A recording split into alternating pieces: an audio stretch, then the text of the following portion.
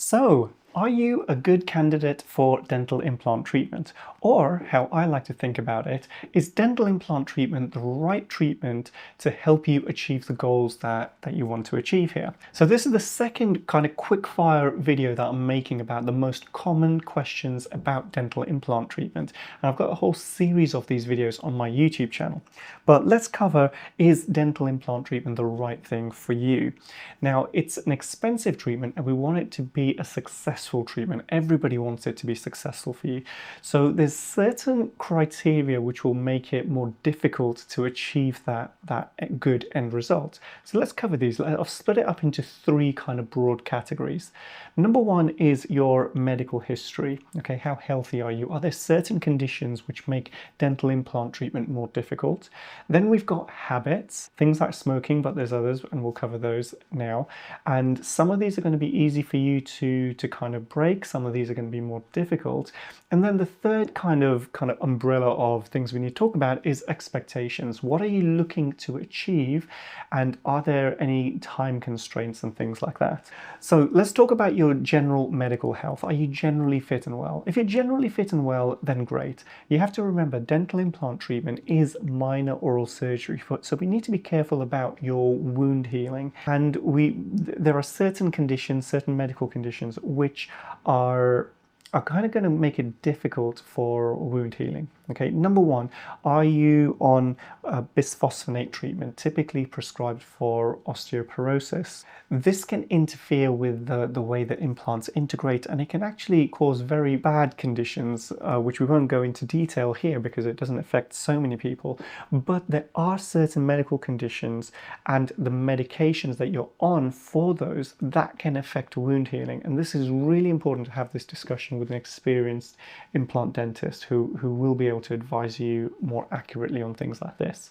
Another medical condition, which I'm kind of going to put into both categories of medical condition and habits, is diabetes. Now, diabetes is extremely common, and what's more important than the condition itself is how well controlled it is. If your blood sugar is up and down all the time and you're not really paying attention to your diet, then it means that your wound healing is impaired. And if you go through all the effort of having a dental implant, it means that the success rates are much lower than what they would be if you controlled your blood sugars. So it's kind of like the ball is in your court as a patient on this one. And that's why I've put it into both categories of having this medical condition, which, okay, we understand that a lot of people have this, but also the control of your blood sugars. That's what requires a lot of mental discipline. Another thing that requires a lot of mental discipline is smoking. Again, super common, and a lot of people do this. It is dose dependent, so if you're smoking one cigarette once a month, it's not really going to interfere with your dental implant treatment. However, if you're smoking 30 a day, again, the risk of a dental implant treatment not working for you is much higher. The blood supply in your mouth is kind of constricted, and that's what affects our wound healing, and that's what's going to affect our implants. But also, it's not just in those first few months when everything's healing, it's ongoing as well, because smoking increases the severity of gum disease, and implants can get gum disease as well as natural teeth. Another thing in the habits category is oral hygiene. Okay, it's really important that your teeth are spotless, immaculate, if we're considering dental implant treatment. Now, there are kind of exceptions to this rule. So we'll do a lot of what we call all-on-4 treatment where we replace a full set of teeth in one day. And quite often, the reason a lot of our patients are in this situation is because their oral hygiene is not very good.